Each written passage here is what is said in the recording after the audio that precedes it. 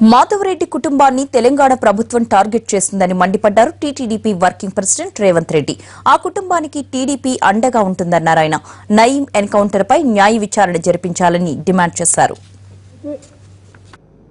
లేకపోతే మా పార్టీ మీద ప్రధానంగా తెలుగుదేశం పార్టీ మీద బురద చల్లడానికి ఈ రాష్ట్రంలో ఏ సంఘటన జరిగినా, ఏ సంచలన సంఘటన జరిగినా రాష్ట్ర ప్రభుత్వం ప్రధానంగా రాష్ట్ర ముఖ్యమంత్రి గారు ఈ రకంగా ఉపయోగించుకోవడం అనేది దురదృష్టకరం. వీటిని తెలుగుదేశం పార్టీ తీవ్రంగా ఖండిస్తుంది. ఇలాంటి వ్యవహార శైలి తెలంగాణ సమాజానికి మంచిది కాదు.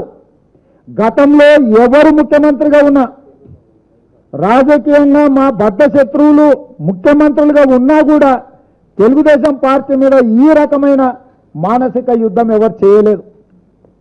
ఈరోజు ప్రత్యక్షంగా పరోక్షంగా తెలుగుదేశం పార్టీ నాయకత్వం మీద ఒత్తిడి చేసి వాళ్ళని లొంగ తీసుకునే ప్రయత్నం, లేకపోతే అడ్డు వెలిగించుకునే ప్రయత్నానికి రాష్ట్రంలో జరుగుతున్న సంఘటనల్ని రాష్ట్ర ప్రభుత్వం ఉపయోగించుకుంటుంది. ఇలాంటి వాటిని తెలుగుదేశం పార్టీ తీవ్రంగా ఖండిస్తుంది. ఈనాడు మాధవరెడ్డి గారి కుటుంబం మీద ఈగ వాలిన తెలుగుదేశం పార్టీ కార్యకర్తలు నాయకత్వం ఊరుకోదు.